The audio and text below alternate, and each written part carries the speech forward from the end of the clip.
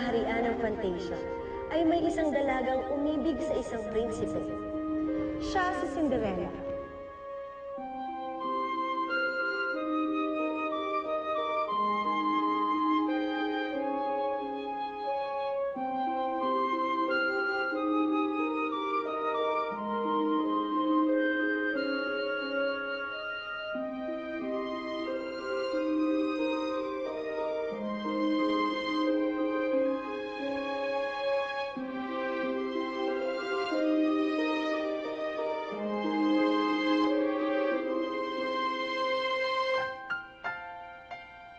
Pero kung iniisip niyo na ang ating salaysay ay iikot sa kanya, kayo ay nagkakamali.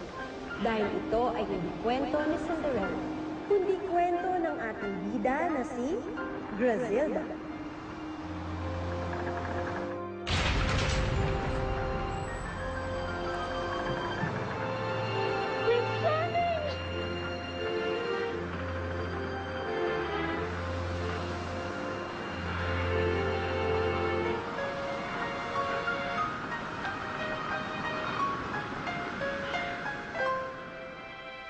Marahil ay madami sa inyo ang nagtatanong, sino ang babaeng ito?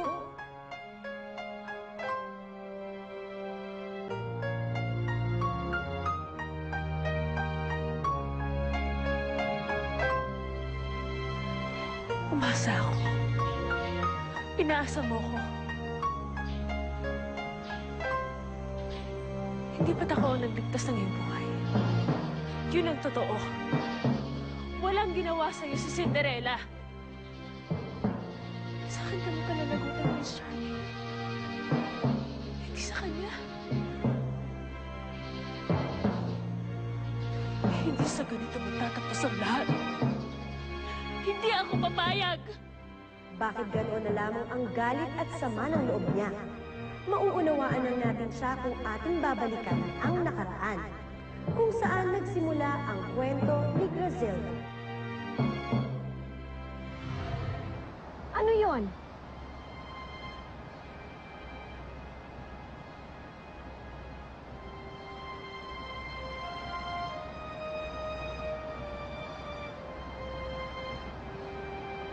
Manghang-mangha ang ina ni Grazilda sa lalaking ito na ibang-iba ang anyo at hindi pangkaraniwan ng bihis.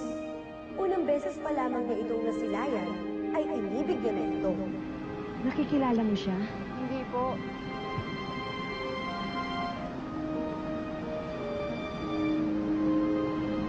Hindi siya nagmula rito. Galing siya sa ibang daigdig. Mahinang-mahina pa siya, Ama. Hintay lang natin siyang gumaling. Ngayon, pag kaya na niya, ay agad-agad natin siyang pababalikin sa mundong pinanggalingan niya. Alam mo, anak, hindi pwede magtagal yung lalaki yan dito sa ating tahanan. Hindi natin siya kauri. Huling naalala ko, nahulog ako sa bangin at bumagsak sa isang ilog. At pagising ko, di ko inakalang mapupunta ako sa ganito kagandang lugar. Nagdiriwang ang buong kaharian. Ipapahayag ng bagong reyna at hari ng Fantasia. Nandun si Amati na sa palasyo. Di ka sumama.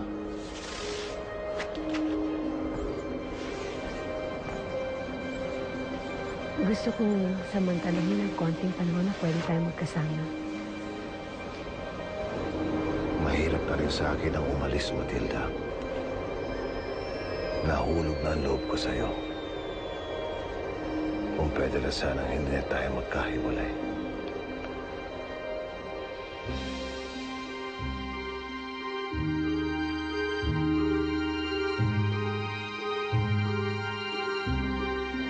Wala na si Fernando. Umama na sa kanya ang ating anak. Dahil sa kanyang pagsama kay Fernando, itinakwil ang dukesa ng kanyang ama. Pero hindi ito ininda ni Matilda. Naging masaya sila ni Fernando, lalo pa nang nabiyayaan sila ng kanilang panganay na anak na babae. Naglalambing na naman si Prinsesa Fernanda. Kaya ama mo na siya at may tinatapos na ako. Sandali, ah?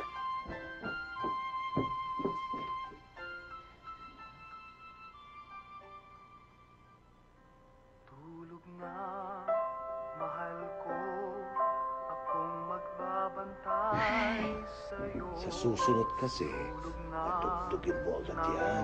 Kaya alam mo naman, hindi ako maalam sa mga kagamitan ng galing sa iyong mundo.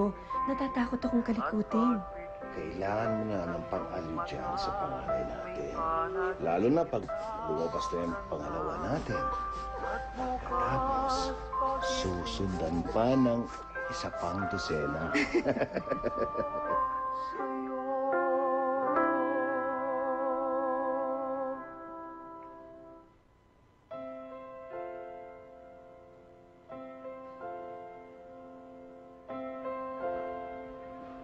Sino uli ang babaeng yan? Si Veron, ang dati kong nobya. Hindi mo ba siya naiisip? Iniwan ko na siya. Dati pa. Bago pa ako napadpad dito, hiwalay na kami. Hindi mo ba naisip bumalik sa dati mong mundo at balik ka ng dati mong kasintahan?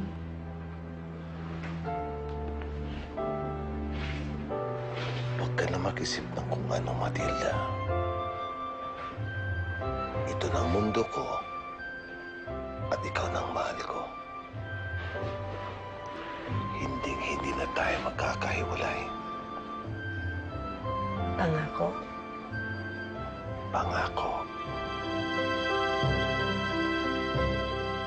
Fernando!